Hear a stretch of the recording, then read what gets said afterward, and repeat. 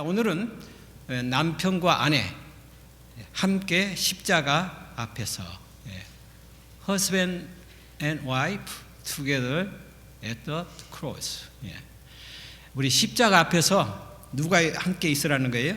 남편과 아내가 그곳에 있으라고 하는 것입니다. 자, 보겠습니다. 우리 기억절에 있는 말씀 우리 다 같이 읽고 시작할까요? 시작. 남편들아 아내 사랑하기를 그리스도께서 교회를 사랑하시고 그 교회를 위하여 자신을 주심같이 하라. 이는 곧 물로 씻어 말씀으로 깨끗하게 하사 거룩하게 하시고 자기 앞에 영광스러운 교회로 세우사 피나 주름 잡힌 것이나 이런 것들이 없이 거룩하고 흠이 없게 하려 하심이라. 에베소서 5장 25절에서 27절에 있는 기억절의 말씀입니다. 상당히 길죠. 이걸 외우려고 하면 13기억절 외우시는 분들은 좀 애를 먹는 그런 성경 구절입니다. 자, 우리 기억절이라는 말씀을 한번 딱 이렇게 놓고 보았을 때 지금 이 바울이 우리에게 말씀하려고 하는 아주 그 자기의 마음에 그 어떤 그 의도가 있어요. 자, 여기서 이 성경책을 본다면은 지금 뭘 여기서 얘기를 하려고 합니까, 바울이? 두 가지가 있어요. 힌트를 주면 남편들아 아내 사랑하기를, 남편과 아내가 나오죠. 그 다음에 그리스도와 교회가 나옵니다. 자, 이 두 면을 이렇게 놓고 보았을 때 어떻게 하라는 거예요? 피나 주름 잡힌 것이나 이런 것들이 없이 거룩하고 흠이 없게 하기 위한 그런 뚜렷한 목적을 가지고 이 편지를 쓰고 있어요, 바울이. 그래서 남편과 아내, 그리스도와 교회, 이 사랑의 관계를 얘기하면서 한 몸으로 한 예수님과 교회 그리고 남편과 아내, 그것으로 이렇게 우리에게 권면을 하고 있습니다. 그래서 이 마지막 부분도 상당히 중요해요. 티나 주름 잡힌 것이나 이런 것들 없이 거룩하고 흠이 없게 하기 위한 그런 목적을 가지고 바울은 편지를 썼습니다. 오늘 교과 공부 좀 서론적으로 공부를 하겠는데요. 오늘 공부는 에베소서 5장 21절에서부터 33절까지 있는 말씀을 가지고 우리 함께 공부를 하도록 하겠습니다. 특별히 이 가정 문제, 이 결혼에 대한 조언을 우리에게 하고 있는데, 예수님은 우리의 뭐라고 그래요? 남편이시고 교회는 신부, 교회로 이렇게 저들이 비유를 하고 있습니다. 바울의 이 조언의 말씀을 보면은 그 성경절에 있는 말씀을 잠깐 요약할 수가 있는데, 서로 복종하여 예수님과 한 몸으로 연합하십시오 그랬습니다. 서로 복종은 뭘 얘기하고 있어요? 아내와 남편의 그 사랑의 관계 속에서 얘기를 하고 있는 것과 동시에 교회와 예수님의 관계를 여기서 설명을 하고 있습니다. 그런데 이 결혼 생활을 우리가 잘 하는 데 있어서 성공을 하려면은 남편과 아내 할 일이 역할이 있어요. 남편은 아내를 어떻게 하라고 그랬어요? 보니까 사랑을 하되 어떻게 같이 사랑하라고 그랬어요? 자기 자신을 사랑한 것처럼 사랑하라는 거예요. 그리고 아내들아 남편을 어떻게 하라고 그랬어요? 존경하라고 그랬어요. 존경. 이 복종이라고 하는 말을 우리가 생각하는 어떤 굴종, 이렇게 외압을 해가지고 그 상대방이 그 굴종에 못 이겨서 순종하는 그런 복종이 아닙니다. 물론 그 당시의 배경으로 이 사도 바울이 편지를 쓰기는 했지만, 이 존경, 리스펙트라는 말 있잖아요. 이 리스펙트, 서로 존경하나 그렇게 우리에게 권면하고 있습니다. 물론 그 당시에는 이 가장이 굉장히 힘 있는 권력과 권위를 가지고 있었어요. 그래서 아내나 노예나 자녀들을 마음대로 자기 물리적인 방법으로 그렇게 가압을 했고요. 그래서 이 바울은 그렇게 하지 말고 자기 자신을 사랑하듯이 아내를 사랑하고, 복종이 아니고, 그렇게 얘기를 했을 때 상당히 획기적인 그런 기별입니다. 이 기별은 그 당시에 들리기에는 모두가 이건 이해도 할 수 없고 상상할 수 없는 얘기를 지금 바울이 하고 있는 거예요. 그런데 바울은 그렇게 고면을 하고 있습니다. 상당히 혁명적이고 획기적인 그런 기별을 지금 써가고 있습니다. 그래서 누구에게 조언을 하고 있어요? 첫째는 아내들에게 조언을 하고 있는데, 에베소서 5장 21절부터 24절에 있는 말씀으로 이 아내들에게 대한 조언을 하고 있습니다. 그 다음에 예수님과 교회를 보고 있는데, 이 남편과 아내, 에베소서 5장 25절부터 27절에 있는 말씀을 중심으로 해서 남편과 아내를 이렇게 얘기하면서 예수님과 교회를 이렇게 엮어가고 있습니다. 그래서 이 조언은 아내에게만 하는 게 아니에요. 누구에게도요? 남편들에게도 얘기를 하고 있습니다. 에베소서 5장 28절에서부터 30절에 있는 말씀으로 권면을 하고 있습니다. 그 다음에 이 남편과 아내가 한 몸이듯이 예수님과 교회도 한 몸, 한 유니트라는 것이에요. 그래서 그렇게 이 바울은 아주 상당히 좀 이렇게 조직적으로 아주 면밀하게 저희들에게 말씀을 하고 있습니다. 자, 그러면 첫째 소지, 우리 그리스도인 아내를 위한 권면을 공부하도록 하겠습니다. 에베소서 5장 21절부터 24절에 있는 말씀을 중심으로 해서 공부를 하겠는데요. 자, 여기 대충 그 요약을 하면 교회는 반드시 하나가 되어야 한다는 거예요. 사단은 하나 되는 걸 참 싫어하죠. 연합이나 이런 통일 이런 걸 싫어해요. 항상 분리시키고 나누고 깨지게 만들고, 그 선수예요. 하나님께서는 성경적으로나 우리의 삶에 있어서 하나, 연합으로 살라고 이렇게 권면을 하고 있는데, 바울은 하나가 되기 위해서는 서로 뭐 해야 된다고요? 복종해야 된다. 이 복종이라는 말은 우리가 항상 좀 부정적인 개념을 많이 보고 있어요. 뭔가 좀 어떤 세력의 힘이 작용하는 그런 느낌을 받게 되는데, 그런 느낌이 아니고, 이제 좀 나눠보겠지만, 복종해야 한다는 일반적인 조언을 하고는 그리스도를 경외함으로 피차 복종하라. 여기 답이 나와 있어요. 한 사람이 어떤 사람을 굴종시키고 그렇게 하는 것이 아니고, 뭐 하라고 그랬어요? 피차 복종하라. 누군가 한 사람에 의해서 한 사람을 제압하는 그런 논리로 말하는 게 아니고, 피차 복종을 하되 서로 경외하는 정신, 존경하는 마음으로. 이 헬라어에는 히브리어는 히포타소메노이라고 하는 말인데, 이 말은 존경과 존중을 의미하고 있고 상호 복종을 의미하고 있습니다. 그래서 누구 한 사람에서 제압해서 그걸 굴종시키는 그 복종이 아니고, 이것은 서로 사랑의 관계, 서로 경외하는 관계, 존중하는 관계, 그런 의미로 우리에게 적용을 하고 있습니다. 자, 아내는 자기 남편에게 복종하되 직장 상사에게 하듯 하지 말고 구주요 보호자이신 예수님께 하듯이 하라고 했습니다. 우리 예수님과 우리의 관계는 무슨 관계예요? 사랑의 관계예요. 부부간의 관계도 사랑의 관계입니다. 성경에는 남편이 아내보다 우월하기 때문에 남편을 더 높은 사람으로서 순종해야 한다는 말씀이 있습니까? 전혀 없습니다. 서로 평등 관계입니다. 남편이 아내를 소중하게 생각하고 아내도 남편을 소중하게 생각하는 한 일체라고 하는 그것을 우리가 염두에 두어야 되겠습니다.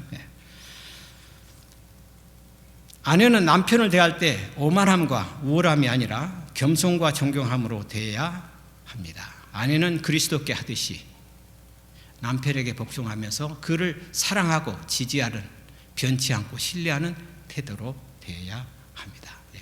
상대방을 이렇게 통제하려고 노력하지 말고 옛날 가졌던 옛날에 참 아기자기한 첫사랑의 그런 관계 속에 들어가라는 거예요. 자, 정리하면 상대방을 통제하려는 노력을 하지 말라. 배우자에게 상대방을 통제하려는 노력을 하지 말라고 지속적으로 촉구한다. 남편이나 아내나 상대방을 독단적으로 지배하려 해서는 결코 안 된다. 서로 상대방을 자신의 뜻에 복종하도록 구속하지 말 것이다. 이렇게 하고서는 서로 사랑을 유지할 수가 전혀 없는 것이다. 친절하고 인내하고 용서하고 깊이 생각하며 예의를 가져라. 화이트 부인의 고면입니다. 첫째 날 교훈 보겠습니다. 그리스도인이 맺는 관계들의 가장 기초에는 그리스도와의 관계가 있어야 한다.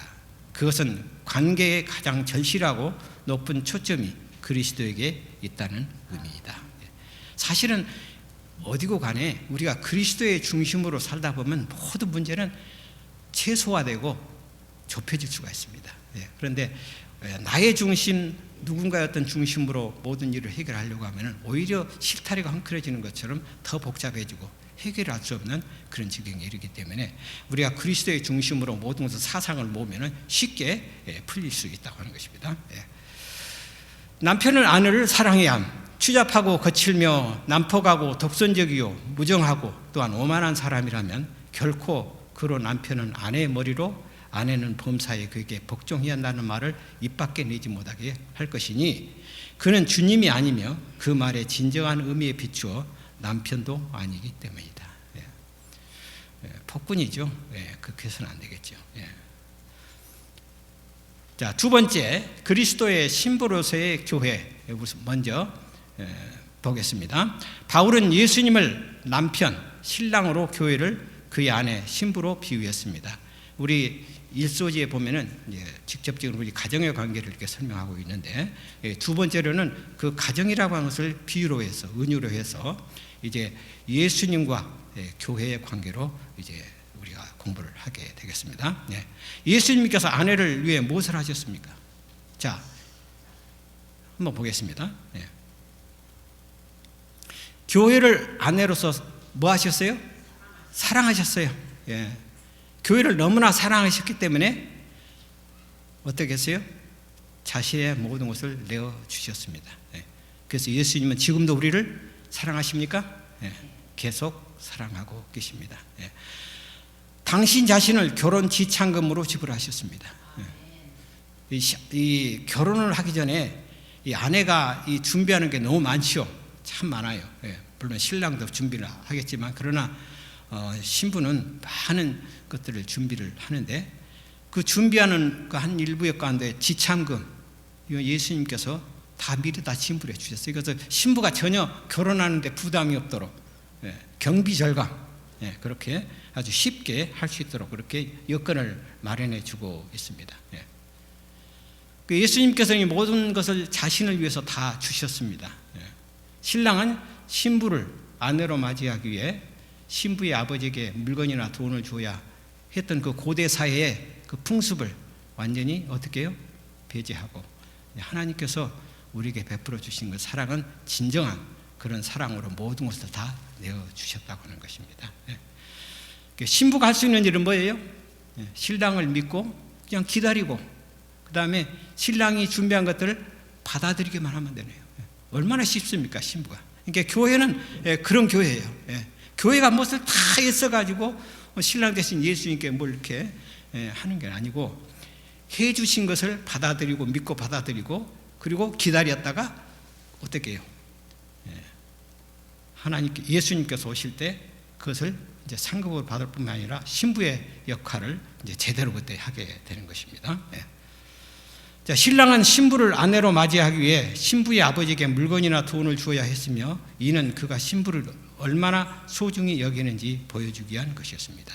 우리 창세기에 보면은 그 야곱이 그 라반에게 그 라헬을 얻기 위해서 몇 년 동안 일을 했어요? 7년 동안.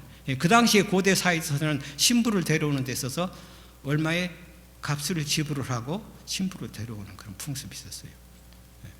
그리고 우리 또 한 예를 들자면은 그 창세기 34장 12절에 무슨 일이 일어났었죠?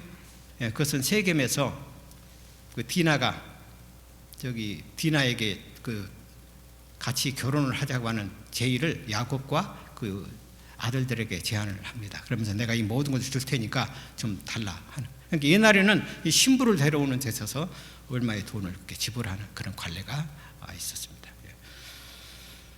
신부를 정결하게 하셨습니다. 신부를 데려오는 데서도 그 신부는 하는 역할 가운데 자기 몸도 깨끗하게 하고 모든 것 다 단장을 해야 되고 신랑을 맞을 준비를 많이 하지 않습니까? 이것저것 그런 걸 많이 챙겨야 되잖아요. 그래서 그런 것마저도 예수님께서는 다 해주셨다는 거예요. 예수님께서는 신부 들러리 역할을 맡아 신부를 직접 준비시킵니다. 약속의 말씀을 하셨습니다. 예수님께서 교회를 돌보고 사랑하겠다고 약속하셨습니다. 자, 이런 것을 우리가 쭉 한번 이렇게 보면 신부는 사실 별로 할 게 없어요. 할 게 없고 예수님께서 전적으로 모든 적은 일에서부터 큰 일까지 다 챙기시는 그 예수님의 그 사랑스러운 그 손길을 느낄 수 있는데요. 참 얼마나 우리를 지금도 사랑하시는가 하는 것을 우리가 보게 됩니다. 계속해서 그 다음에 신부를 단장하고 준비시키셨습니다. 예수님께서 단장하신 교회는 거룩하고 흠없이 나타나셨습니다. 단장을 하되 외모적인 것도 단장도 하겠지만은 우리의 속 마음까지 다 그렇게 해주신다는 것입니다. 거룩하고 흠이 없이 그렇게 해주시기로 약속하셨습니다. 또 신부를 등장시키셨습니다. 예수님은 신부 아버지의 역할을 맡아 교회를 자신에게 데려오시고 그녀와 결혼하셨습니다. 예수님과 신부로서의 국관계, 이것을 이렇게 바울은 가정적인 그 남편과 아내의 관계를 설명을 하면서 결국은 그리스도와 예수님, 이 교회의 관계로서 설명을 하고 있습니다. 자, 둘째 날 교훈 보겠습니다. 교회와 그리스도와의 관계를 표상하는 결혼의 은유를 통해 신랑이신 예수께서 사랑으로 그 모든 과정을 준비해 주시는 것을 확인할 수가 있다. 그렇게 우리가 교훈으로 받아들입니다. 그리스도는 신랑, 교회는 신부로 더 비유돼 그리스도와 교회의 관계는 매우 밀접하고 신성한 것인데 이는 그리스도는 신랑이요 교회는 신부이기 때문이다. 그리스도는 머리요 교회는 몸이다.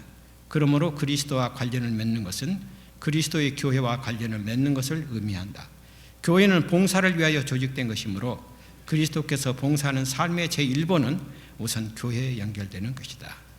그리스도께 충성하려면 먼저 교회에 대한 의무를 충실히 완수해야 한다. 이렇게 하면 아주 멋진 신부가 될 수 있어요. 신랑을 맞이기 위한 아주 최고의 준비를 할 수가 있습니다. 엘렌 G 화이트의 그 사도행적을 딱 펴보시면 제일 첫 부분을 이렇게 쭉 읽다 보면 교회는 하나님께서 최고의 관심을 기울이는 대상이라고 그랬어요. 그만큼 이 교회를 사랑하신다는 것입니다. 세 번째 그리스도의 신부로서의 교회 두 번째 내용을 한번 우리 살펴보겠습니다. 에베소서 5장 25절에서부터 27절에는 말씀을 근거로 해서 공부하겠습니다. 바울은 예수님과의 교회의 결혼식을 순서에 맞게 소개합니다. 그냥 결혼식도 중요하지만 무엇도 중요해요? 결혼을 유지하는 것도 중요합니다. 어느 한편 중요하다 그렇게 말할 수가 없어요. 결혼도 잘해야 되고 그 다음에 결혼의 그 사람의 그 과정도 굉장히 중요합니다. 그래서 쉽게 얘기해서 결혼식으로 이렇게 우리에게 비유로 말씀을 해주고 있는데요. 첫째는 약혼입니다. 25절에 거기 나와 있죠. 예수님은 십자가에서 돌아가심으로 결혼 지참금을 지불하셨습니다. 반복되는 말씀입니다만 그렇게 해 주셨죠. 이렇게 그분은 공식적으로 교회와 약혼하셨습니다. 예수님께서 십자가를 통해서 약혼을 아주 확실하게 해 주셨습니다. 결혼식을 위한 준비 26절입니다. 어떻게 준비하나요? 지금 예수님은 각 사람들을 성화시키시고 정결케 하시며 모든 죄의 얼룩을 씻어버리시고 품성의 모든 주름을 펴셔서 교회를 준비시킵니다. 우리 하나님께서는 끊임없이 이 교회를 위해서 일하고 계신다는 거예요. 우리의 모난 성품들을 어떻게 해요? 계속 단련시키고 정화시키는 그 작업을 예수님이 계속 우리의 마음속에서 일을 하고 계신다는 거예요. 그래서 이 진짜 신부로서의 갖춰야 될 그 모습을 예수님께서 하시고 계시는 것입니다. 이제 결혼식은 27절에 나옵니다. 에베소서 5장 27절에 나오는데 그리고 마침내 예수님은 당신의 아내인 영광스러운 교회를 데리러 오셔서 영원히 행복하게 같이 살게 될 것입니다. 이제 우주의 모든 거민들이 그 바라보고 있는 지구에 일어나는 모든 역사를 거의 많은 세월 동안 보고 있지 않았습니까? 근데 그 모든 것이 다 어떻게 돼요? 이제 다 이제 종막을 거두고 이제 새로운 신세계가 펼쳐지는데, 그것은 예수님께서 오셔서 우리를 데려오시는 장면입니다. 영광스러운 교회로 단장된 모습으로 신랑 되신 예수님께서 우리를 맞아주시는 것입니다. 그리고 어린 양의 혼인잔치가 아주 근사하게 이루어지고 있는데, 참 우리 모두가 참석을 해야 되겠습니다. 우리는 이 결혼식을 준비하고 있습니까? 그냥 흘러가는 대로 살아가고 있습니까? 예수님께서 이 아름다운 예식을 위해서 매일 여러분을 준비하시도록 그렇게 마음을 드리고 있습니까? 허용하고 계십니까? 여러분은 남편을 직접 볼 수 있는 순간을 진정으로 기대하고 있습니까? 이 물음표를 한번 우리가 되새겨 볼 필요가 있습니다. 고대 결혼식의 성대한 행렬과 신랑이 신부를 맞는 순간은 그리스도와 교회 사이의 오랜 언약의 성취로 맞을 재림의 순간을 생생하고 감동적으로 묘사한다. 사실 성경을 이렇게 쭉 보시면은 그 마지막 그 끝 마무리를 아주 해피엔드로 이렇게 끝나는데 바로 결혼식으로 끝나는 겁니다.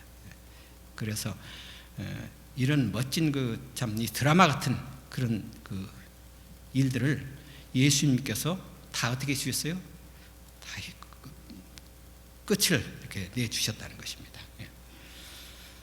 구속으로 연합되는 그리스도와의 교회, 그리스도께서는 또한 결혼 관계를 당신과 구속받은 당신의 백성들과의 연합을 상징하게 하심으로써 영광스럽게 하셨다.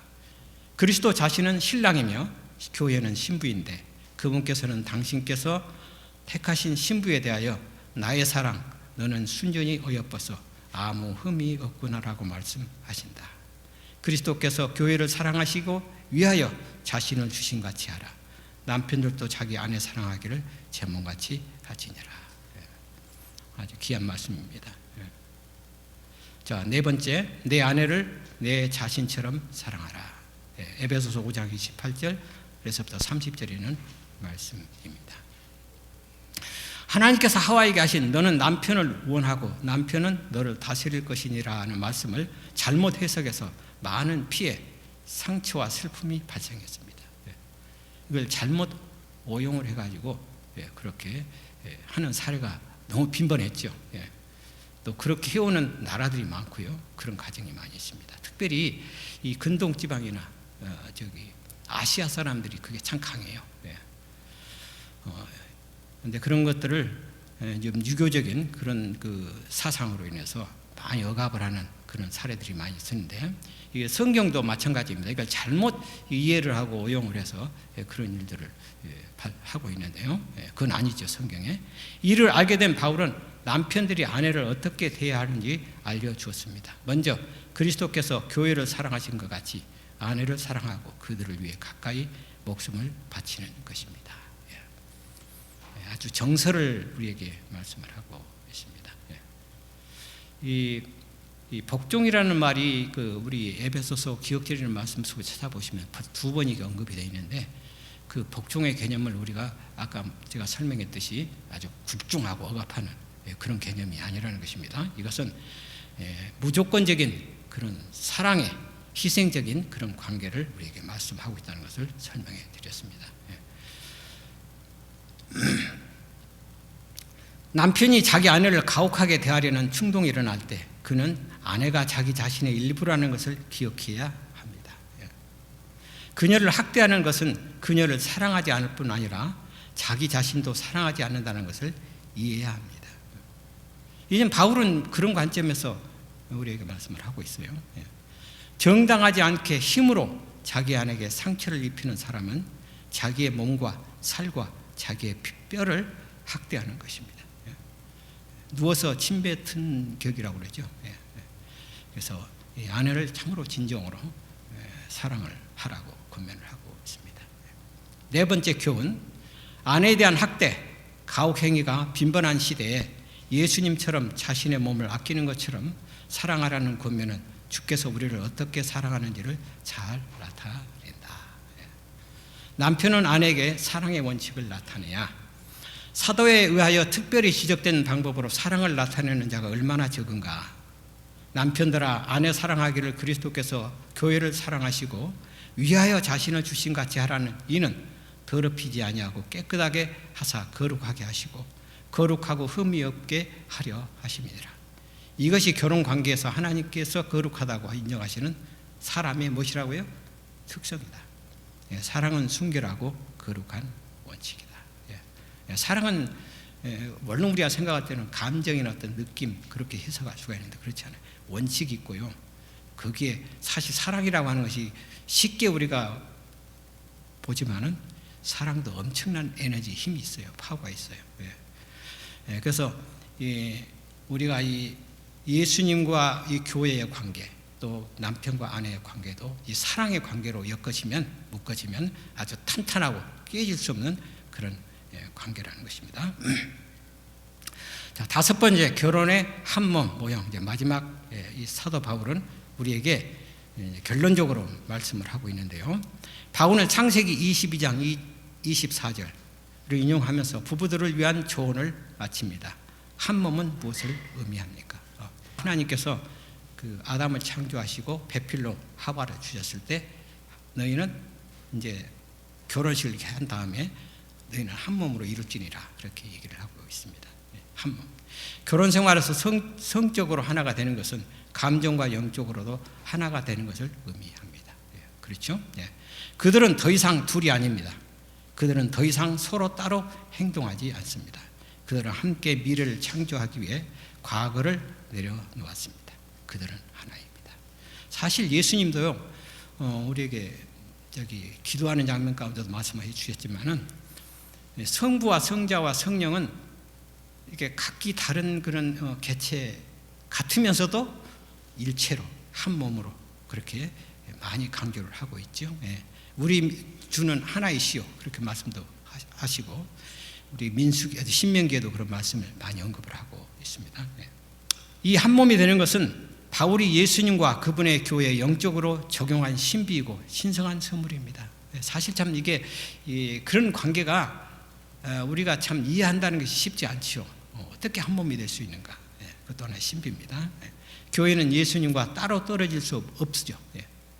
교회가 예수님이 없으면 그 교회는 무용지물이죠. 아무 필요 없는 하나의 건물에 불과하고 그런 사람에 불과한 것이죠. 그렇기 때문에 이 교회는 예수님이 있어야 진정 교회라고 할 수가 있습니다.